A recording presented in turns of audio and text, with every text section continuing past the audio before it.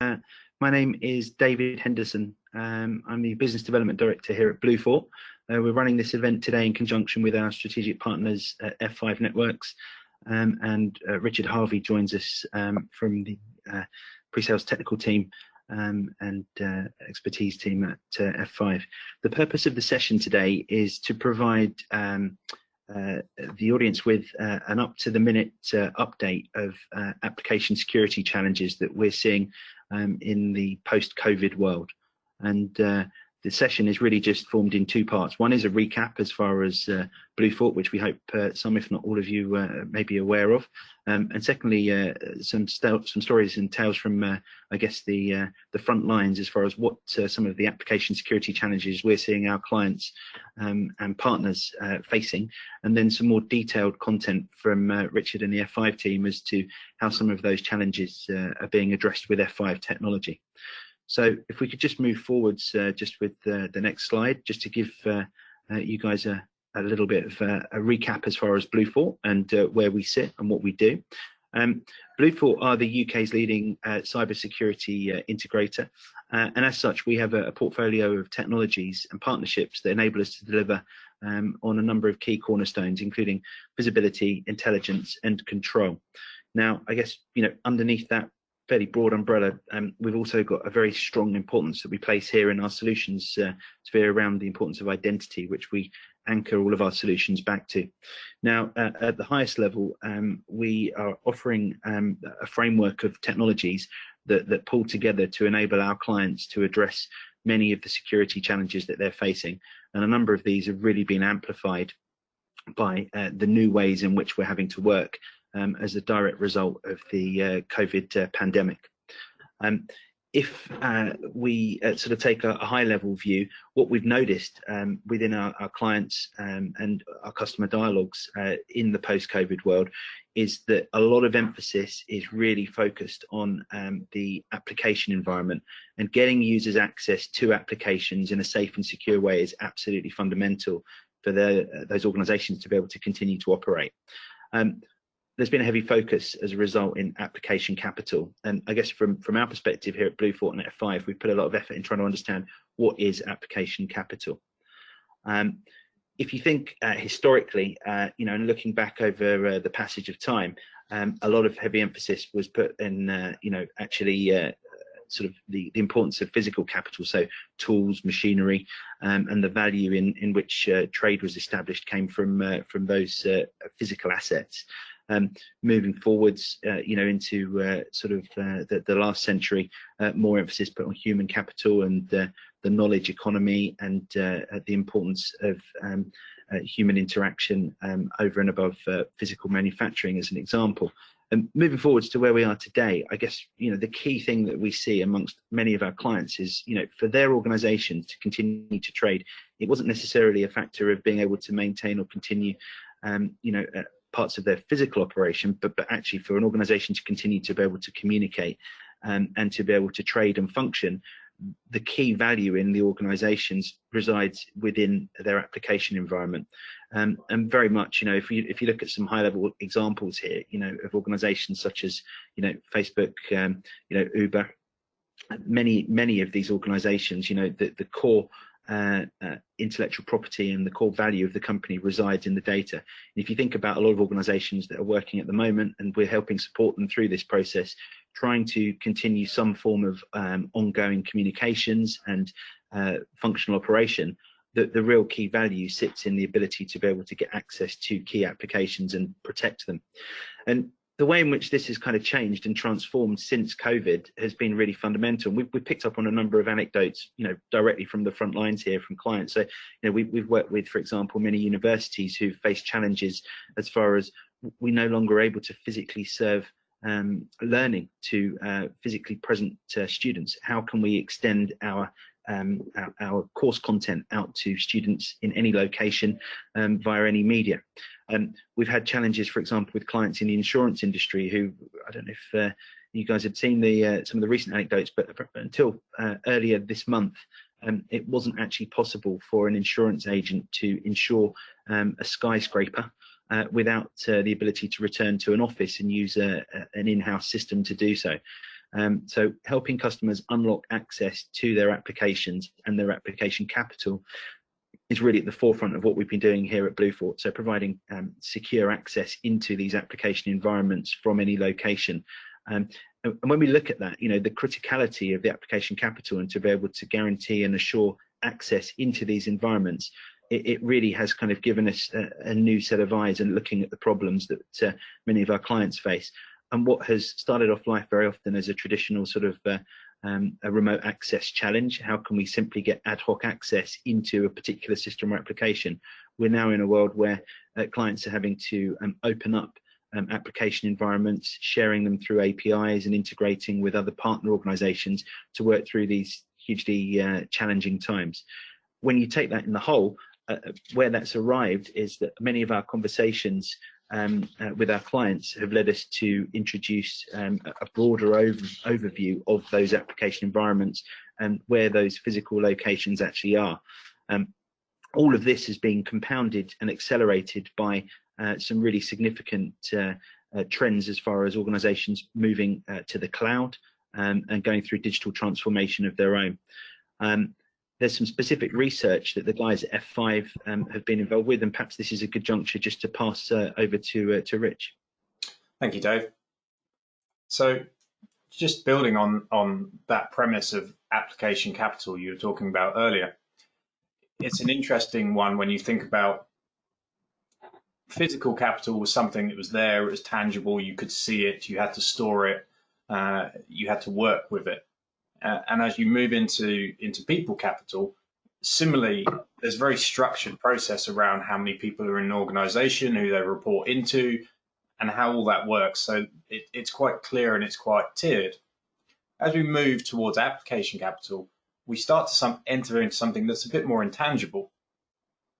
And we really start, this has been hit home. We run a survey, the State of Application Services, every year.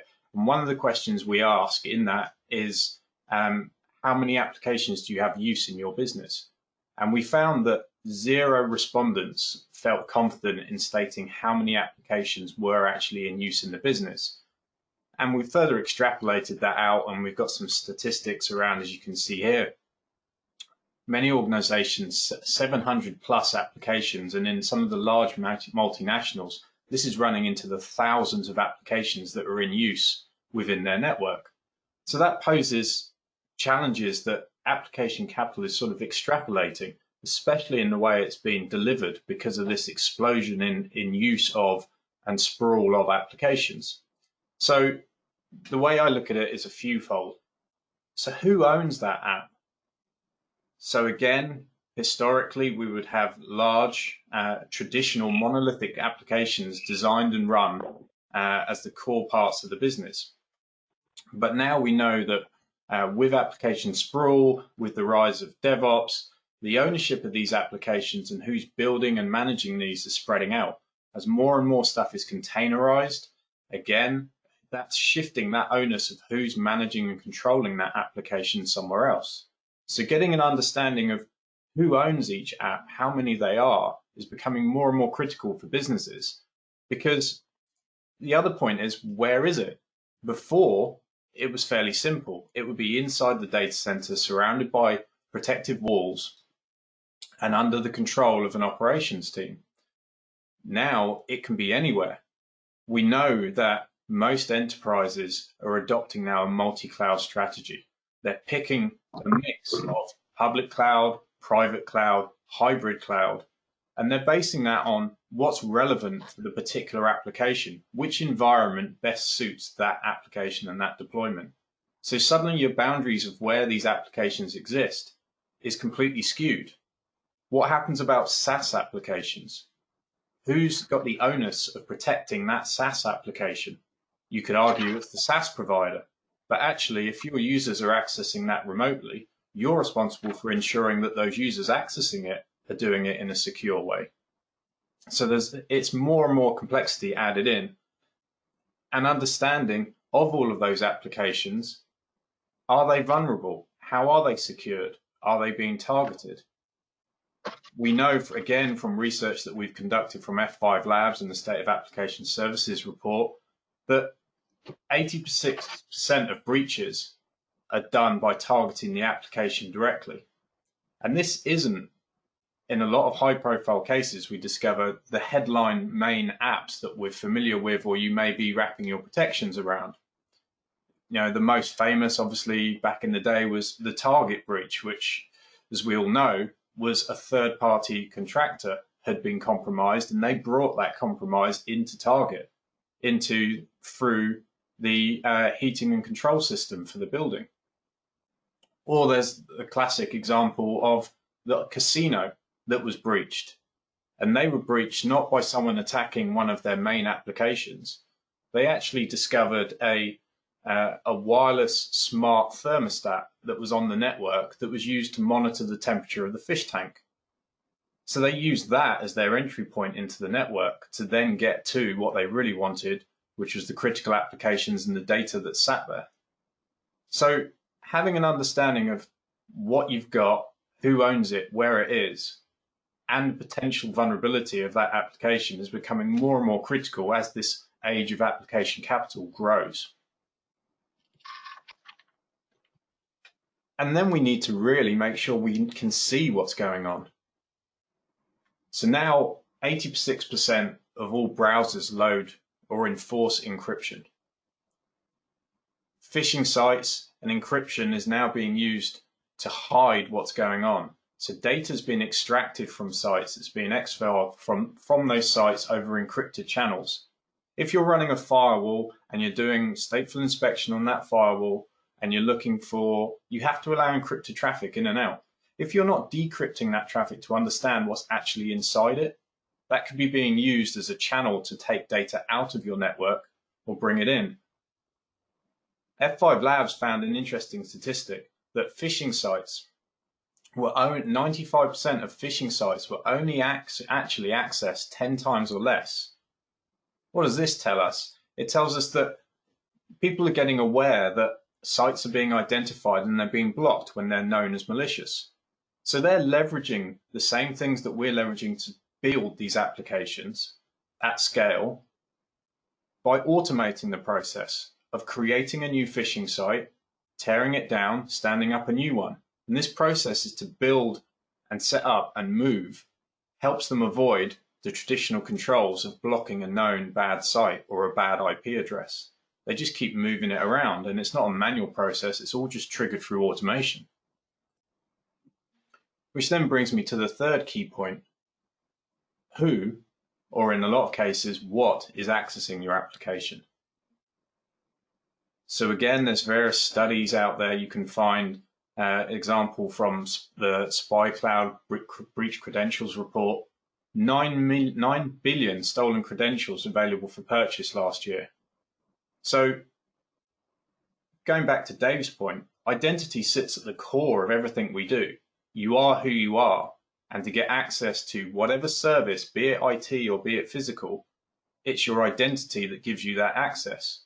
Now, if that identity is compromised, anybody could be using that to access those applications and services.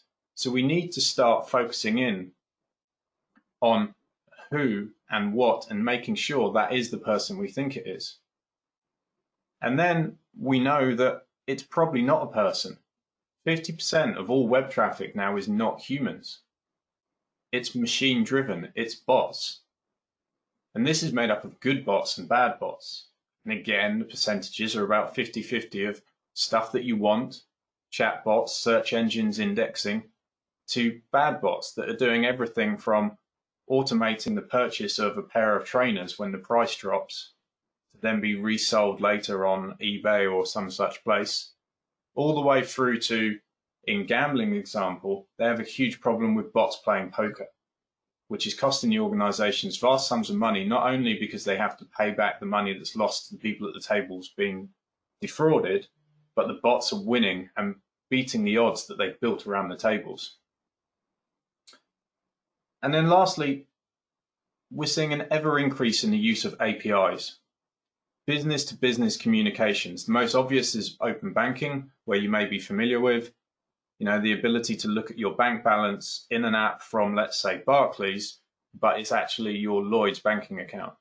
all driven by APIs between the banks to allow the sharing of data.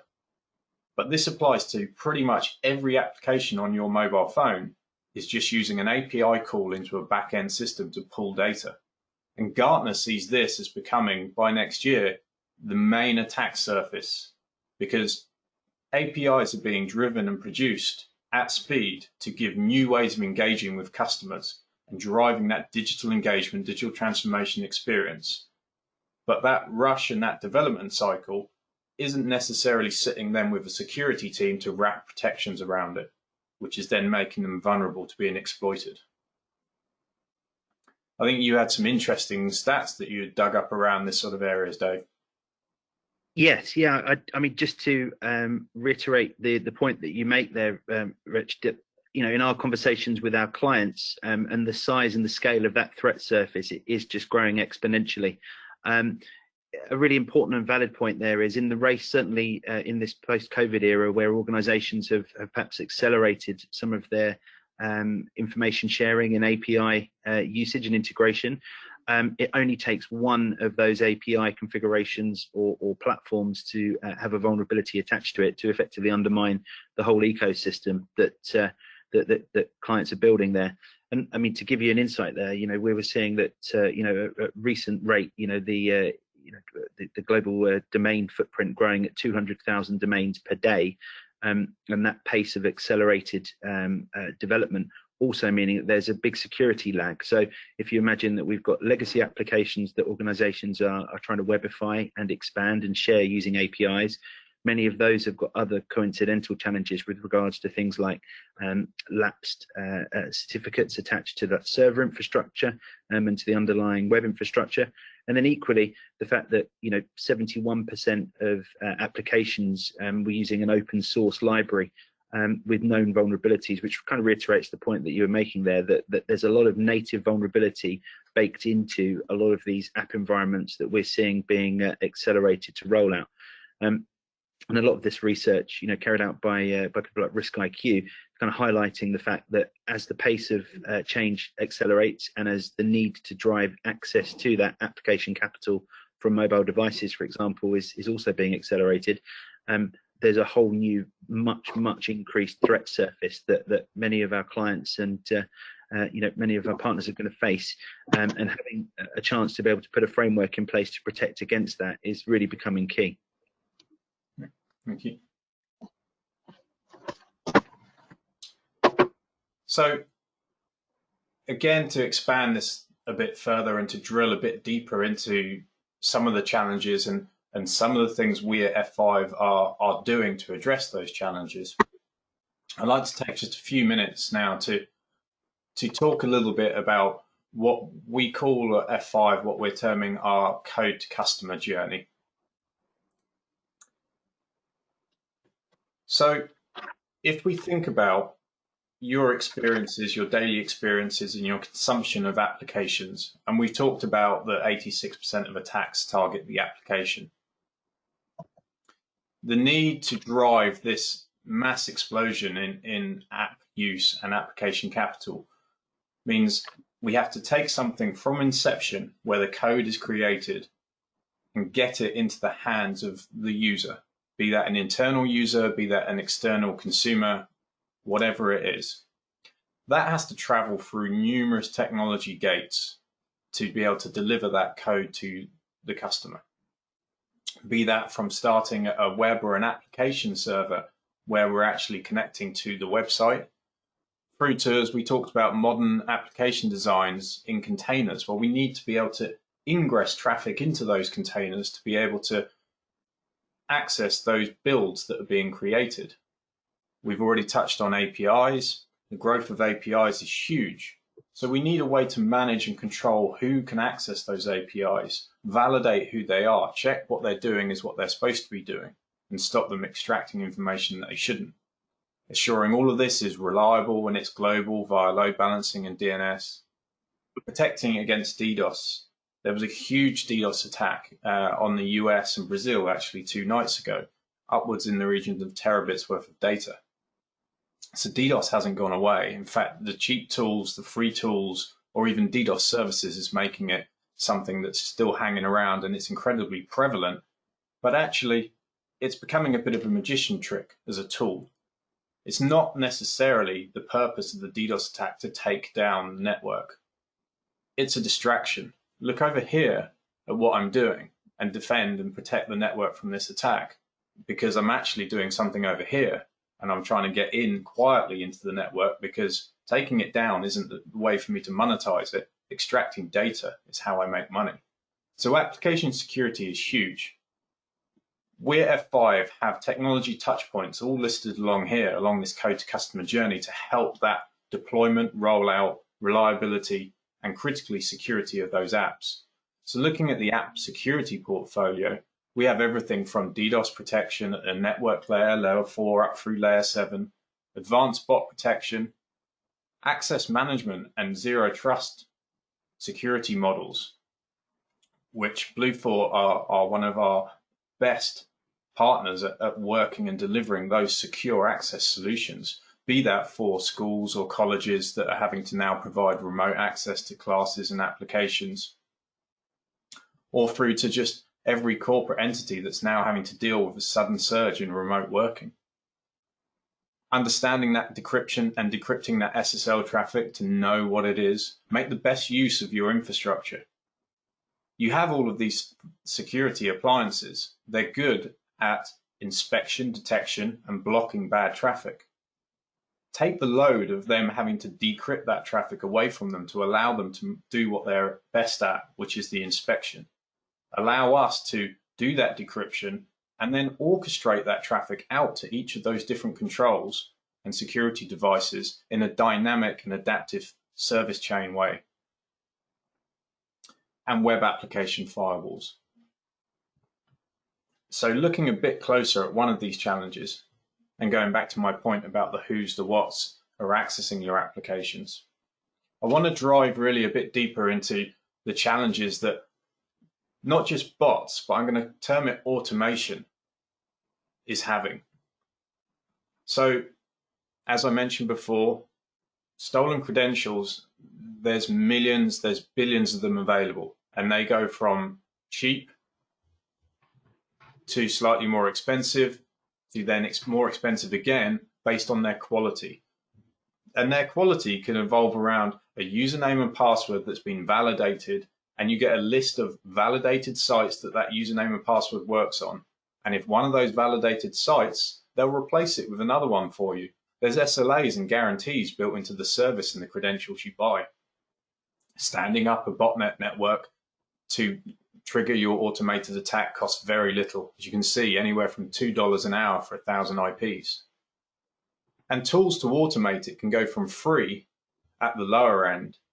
So you can go and you can download things like Solarium, and you can automate the processes of a website.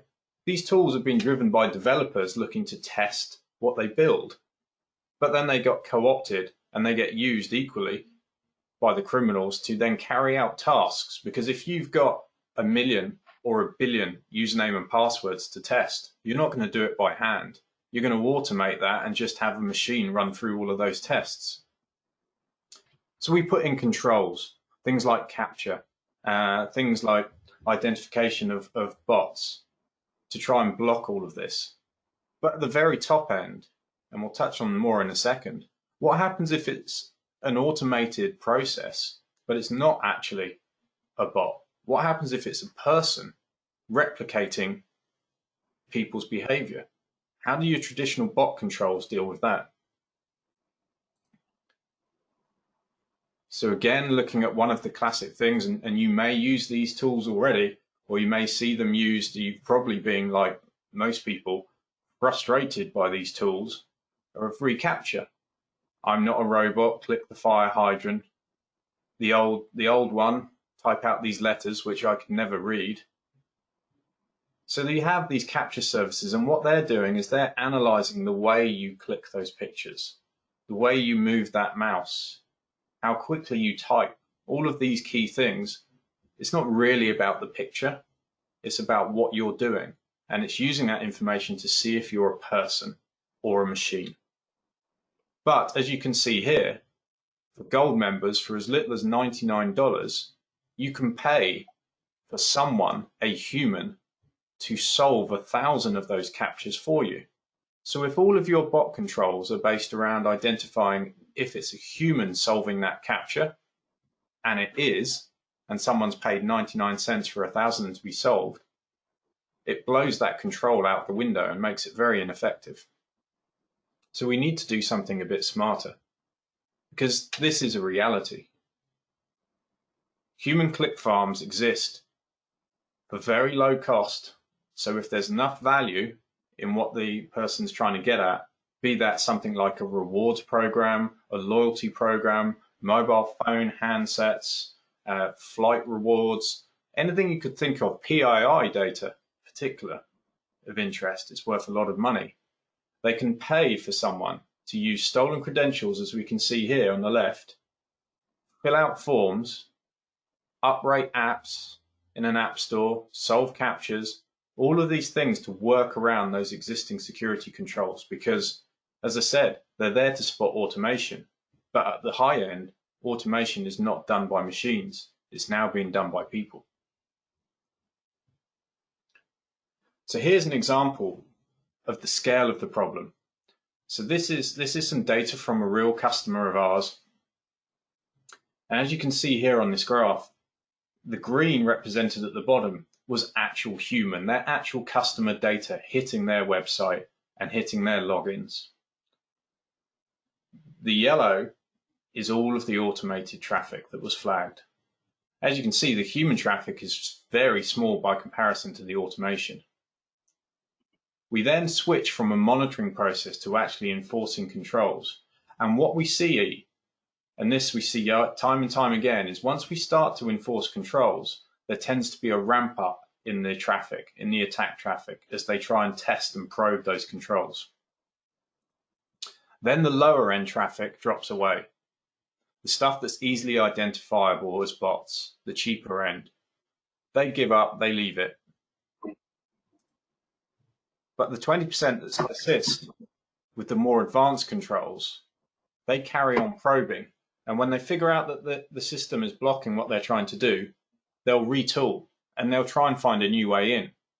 And this is something we see a lot, that even here, as you can see in this graph, where we now just have a nice flow of human traffic, once those controls go away, those sites are still being probed, always being probed. As soon as you take away controls, we see automation ramp back up and the attacks begin again. Or indeed, people will move off the website and move on to the mobile app, or look for a secondary domain or a secondary website or another entry point in. So they adapt and evolve. So we need to keep a system and a solution that's constantly adapting. And that's hard to do at the scale we're talking about, which is why more and more in the industry we're seeing, as we're doing here at F5 with our Shape platform, is leveraging machine learning and artificial intelligence to deal with the scale and understand this data. So how can we help, and what can we do for you and help you get an understanding of your application capital, potential vulnerabilities, and what we can do to secure them? So here we've got some free tools and assessments that we can do. I'll quickly take you through some of the things that we can offer through BlueFort from F5, and then Dave will come back in and flesh out some of the offers that BlueFort have. So we have a SaaS service for our web application firewall called Essential App Protect. And via BlueFort, we can offer a 15-day free trial for you to enable this service, offering OWASP protections, anti-bot controls, very quick, very fast, easy service to turn on to protect your web applications. Very, very few configurable options, so it makes it simple to deploy, because historically WAFs have been complicated. If you need more fine-grained controls, we can do that with our traditional AWAF solutions. Beacon as well, we have a free tier and then a scaling up SaaS service. So Beacon allows you to map your application and see what the end-to-end user experience and performance is like. We have a managed service if WAF is too much for you to take on. You don't have the teams, the SOC teams, to be able to massage and train that WAF.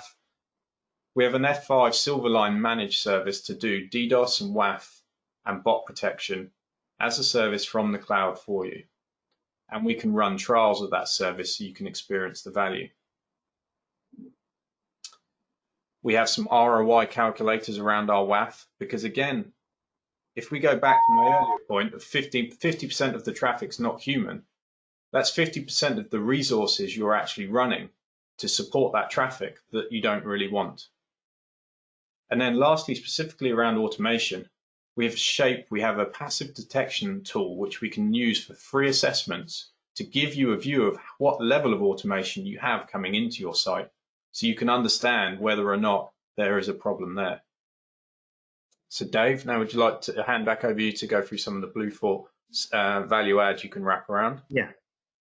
Thanks so much, Rich. Really appreciate it. So, yeah, just to build on some of the points that Richard's covered there, with regards to BlueFort's capabilities in this space, hopefully, I guess some of the key themes that you've picked up on from this content today is very much geared around the fact that in a new, more diverse, more distributed, and I guess perhaps slightly chaotic application environment, there are obviously many new threats, and I guess that key message in our portfolio story, which is around visibility, becomes ever so more important. Without being able to see some of the challenges, we can't necessarily help you put controls and apply intelligence to the threats. Now, with regards to BlueFort's capability in this space, as well as our partnership with F5, we've got a fully honed consultancy and technology capability to help drill down into visibility around the application environment. So in the dual-threaded world that Richard outlined, which is based along the fact that not only do we have applications that can embed themselves and intertwine with other applications and API environments, we're also working or operating in a world where there are both human and machine-based threats and threat actors attempting to target and undermine our application environments. And one of the big things with regards to our capabilities here at BlueFort is that we have a digital transformation readiness workshop, and very much on the basis that at the start point of a dialogue with BlueFort as an expert in this space is an open conversation about trying to give you visibility of that environment. And we use a mixture of tools, including artificial intelligence tools, searching for threats and vulnerabilities. And then we also use human tools to be able to kind of build out that broader picture as far as sort of where your application exposure is and where the threat surface actually is. Now, with regards to the environment and building an assessment there, you may be familiar with traditional concepts such as, for example, an application penetration test, or, for example, a network security penetration test. We feel that those types of traditional service are perhaps too siloed and too narrow in their view, and they kind of suit an older world where, as Rich outlined, that in the historic sort of monolithic application environment where you had one application server that very often was on site or in your network environment, and you knew where to look to identify who was connecting to it and how to protect it. It was a far simpler exercise to defend it. In this broader ecosystem, you should certainly see that there are many different interconnections with applications and application environments that are all driven by the need to access them and for them to interoperate with one another. And I guess that what you've probably seen, we hope that you've taken from some of the content that Rich and the F5 teams have delivered, is that F5 as a company, and the reason they're so important to us as a strategic partner, is that they've been building out their solution portfolio to encompass this new application environment. So acquisitions like the NGINX and the Silverline and the Shape type sort of acquisitions, giving a broader view of how F5 helps that extended and extensible application environment have become really important. So I guess from the BlueFort perspective, we're really keen to help you get deeper visibility of what your existing applications are doing and how they perform, and help you plan strategically to make sure that future application deployments can be delivered in a secure and strategized way, and effectively create a framework that allows the energy and I guess sort of accelerated development cycles that lots of organizations are now relying on to continue, but to continue in a secure framework. So our digital transformation readiness workshop it's quite simply put, is a conversation. It starts as a dialogue where we listen and work with you to learn more about your environment, and then help apply AI tools and professional services tools to give you that clearer view and work out where the threat surface actually is and where we would begin to need to focus, and share that intelligence with you. And that it certainly is a means there that at least if we can help provide that view of where the threats could lie, we at least then can help you begin to work out how to put a framework in to protect yourselves. So I think with those key points in mind and the mixture of tools that are available, both from BlueFort and F5, and obviously us as a key strategic partner of F5's, if there are any of these F5 tools that are of interest to you or you'd like to discuss or explore further, we're here and on hand to do so. I think we had some time set aside just for questions and answers, or if there are any particular queries. So I think we've got an opportunity to either, I think we've got some submitted queries that we've seen, and also the opportunity to raise hands. So I don't know, Rich. Yep, so I can see I've had a couple come through on the chat. So we're moving a lot of stuff to public cloud, AWS and Azure. Why wouldn't we just use their native security tools?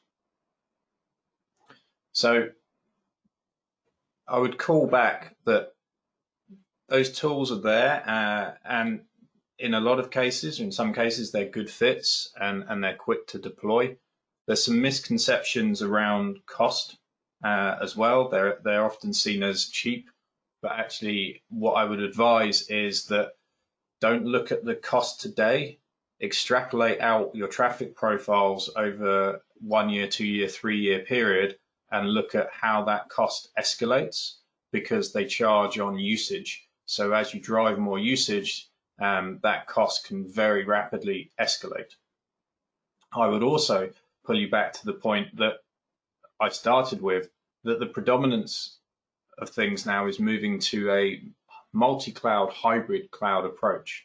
So if you leverage native cloud tools, which they get referred to as native cloud tools, but actually they're vendor-specific tools in an independent cloud. You can't use, for example, a AWS Elastic Load Balancer in Microsoft Azure or Google Cloud Platform. So operationally, you can't have consistency across a multi-cloud environment if you use the cloud provider offered tool sets. And talk to AWS, talk to Azure, talk to Google. They're all big partners of ours. And they're actually keen and encourage people to work with ISVs, as they term us, on the platform, because they know the value of the tool sets that we bring to help the challenges that get faced when moving things into the cloud. Either as you lift and shift or you try and refactor services, you can often find that in initial thinking you might get away with some of the native tools with simpler functionality, but then once you start hitting problems, it's not so easy to overcome those, and you have to look to ISVs such as F5 to then retrospectively address the challenges. So it's a better option really to look from day one, because the costs you might find are no different. In a lot of cases, we can actually work out cheaper for more functionality, higher security, and critically, a level of enterprise support that we've built up over the years that you might not get from the cloud provider. Just having a look at a couple of the other questions. And we have one here. Our security team is currently primarily outsourced. Is there a test we can run to validate their protection measures? So Dave, I would guess that's some services that BlueFort may be able to offer? Yeah, absolutely. So in answer to that specific question, we come across this quite frequently, in that an organization may well have engaged with a managed security service provider to provide perhaps initially firewall management, firewall protection, perhaps even SOC operation. And one of the cross checks or references that organizations like to make there is how do we actually gauge, are we getting value for money, and or are we being protected to the degree in which we believe we're told we're being protected? And I think that if you've taken anything from the content that we've delivered today, hopefully you'll understand that the pace and speed of change and acceleration in the threat surface is absolutely transforming the nature of threats that organizations are having to face. So one really key dialogue that we're frequently finding ourselves having here at BlueFort is that, organizations that took out or made some sort of managed security provision through a third party, maybe even as recently as a year ago, the environment and the threat environment that provider is now playing in or operating in is drastically different from that was viewed a year ago. So here at BlueFort, we've got tools that absolutely will help you cross-check and validate those, both in a physical and a virtual environment. And again, what we would hope to demonstrate there to organizations is that as a part of a consultancy engagement, we can provide you with a comprehensive report giving you a clear view of that threat landscape, and also a validation that the tools that you're using or that you've been purchasing from a third-party provider are actually delivering on a level of protection that you've been promised, and or highlighting other new and emerging gaps. So, in answer to that question, testing the tools that are being provided to you by an outsourcer absolutely can be rapidly tested and reported upon very easily. I can see another one here, Rich, just with regards to web applications. I think we've got a couple more minutes. Just popped up. Okay, let me have a look. Do you need to protect all web applications? How can I determine which apps are riskier than others? So, in short, you do need protections on all applications. I'll go back to the point I made at the start around the casino that was breached through their thermometer. Obviously, there's applications that are outwardly facing or publicly accessible, which are more obvious, and you need to be keeping an eye on those. But be very conscious of applications that maybe are not seen as critical, that can be reached either by an external facing thing or an integration into a third party, or you have contractors that are coming to site to work on those things that actually they can prove routes in that can pose big challenges. So I think you need to look at your application state as a whole and get an idea of where everything is sitting and what needs that extra protection wrapped around it. There's a couple of others here. There's one around automation and automation techniques that development teams are using. How can we keep up to date with changes they're making when they change functionality, specifically in this case around APIs. So I would take that one in as two separate parts and say that we're F5 over the last year and a half to 2 years have been working very hard on something we call the automation toolchain, which basically means that all of our products and services now can be driven through a standard API interface, so it can be built into development tools to actually stand up, create, and alter those products and the configurations on them directly from there. So that would allow then you to actually give functionality or control to the devs teams to stand up and make their own changes while retaining control, because security teams can actually define the policies that those dev teams can use, and then they just reference those policies in their API calls. So we can definitely automate that process, or allow them to automate that process, but still keep a level of enterprise control over it, so we have visibility. There's one here. Is there any point in using capture if it's so easily faked? Again, there's value to capture. Capture is clearing out large, the obvious stuff, the volume-based stuff. But I would ask the question: have a look at your any fraud that's going on in the organization. Is that caused by the volume of stuff, or is that the top 2% that are targeting, and where the cost of that fraud is coming from? It's also worth bearing in mind that capture, in case you don't know, especially if you're using Google reCAPTCHA, if you're a heavy user, this was free. Heavy users are now being asked to move to reCAPTCHA Enterprise by Google, which is actually a chargeable service. So again, I would watch out for that if you're a heavy user of capture. I'm just trying to see if there's any other questions on here. I think that's all I can see at the moment, Dave, unless you can spot any others. Yeah, no, actually, I think one or two of those were very closely aligned. So I think we've addressed all those. So I think to keep us true to the clock, I'd like to conclude at this point. Thank everyone for your attendance. Richard, thanks to you for your help and participation here. Just restate that any of the content in the areas that we've touched on, in particular, any of those offers of help and assistance to improve visibility of your threat surface and to get a better grip on your application capital and to help you make the most of some of the tools that we have available between us here at BlueFort and F5, please don't hesitate to reach out to us, and we'll ensure that this content's made available and kept as an asset to which you can access later. And please expect to learn more from us both in this space in the near future. Thanks so much. Thanks, everyone.